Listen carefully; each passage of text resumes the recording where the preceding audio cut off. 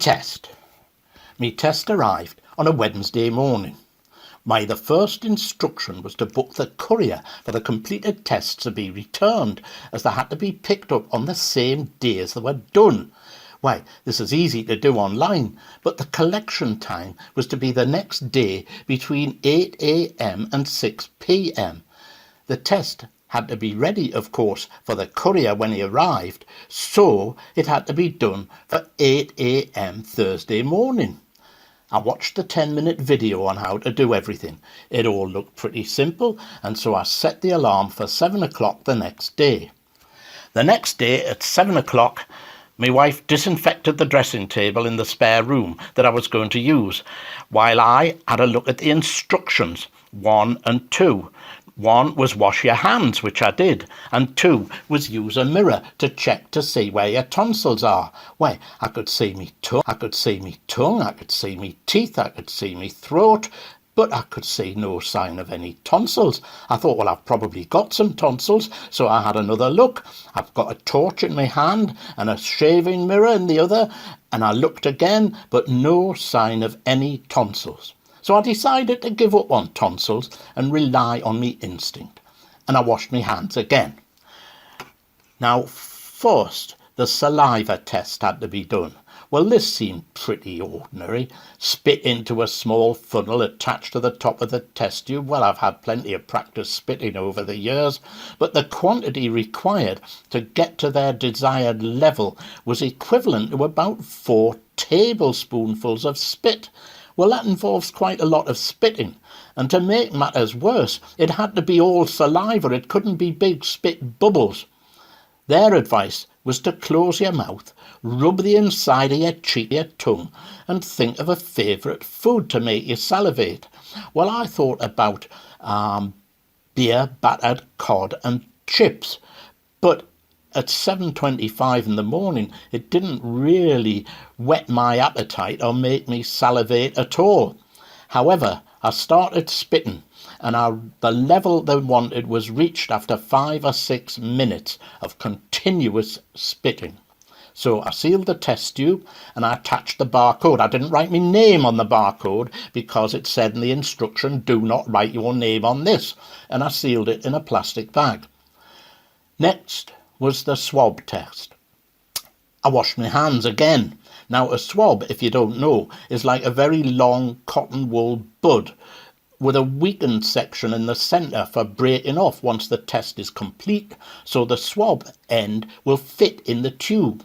So I put the swab down into me mouth to where I imagined me tonsils to be. It didn't touch me tongue, it didn't touch me teeth, it didn't touch me gums, just as they'd instructed. And then I had to move it from side to side 5 times. This wasn't very nice, and it made me feel a bit sickly, but it wasn't painful. Having done that, I had to push the same swab up each nostril.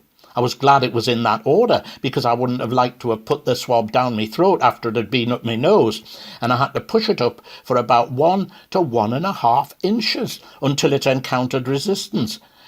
What the resistance might be, I've no idea, but then I had to twirl it backwards and forwards 5 times.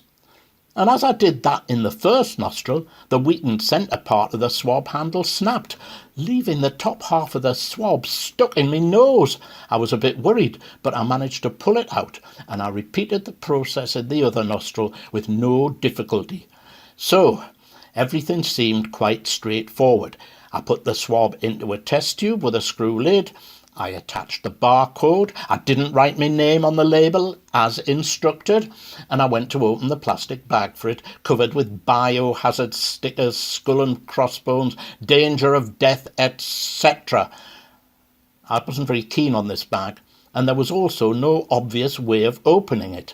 It had a wide sealing strip across the top.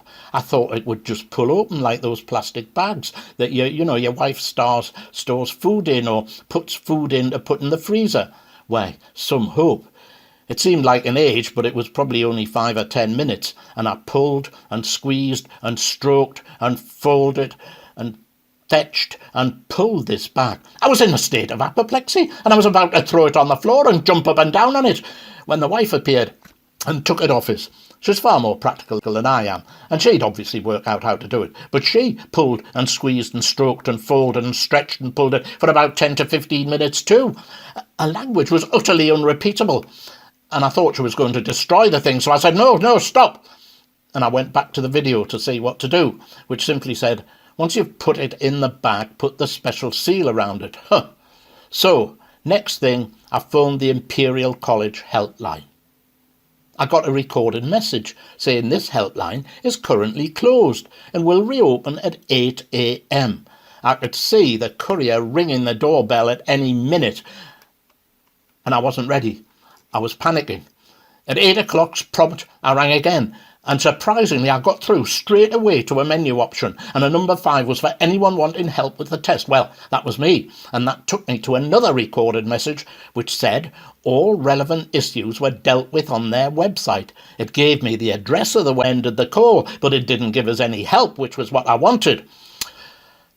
I decided to ring again, and this time I got a menu item 7, which was to talk to somebody. And straight away, to my astonishment, I got through to a really nice Scottish lady. I can't remember her name, of course, but when I explained the problem with the bag, she said, well, they'd had a few questions about that. She explained about holding the bag like a book and moving both hands together, and the top of the bag would pop open. I thanked her. I told the wife, and she tried it about a dozen times. Nothing, no result.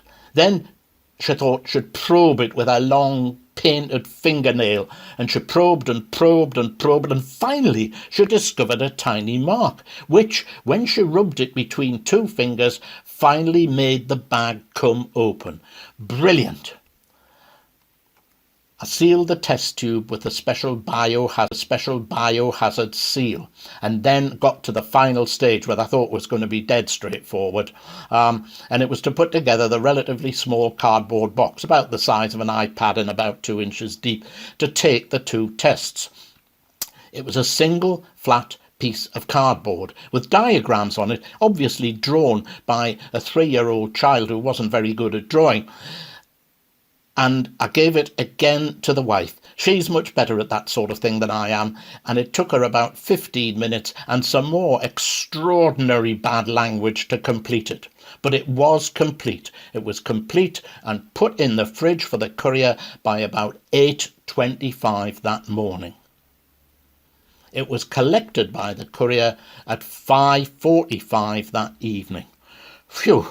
So my advice is, if you have to have a COVID test, go to one of the drive-in centres. Anything you get through the post.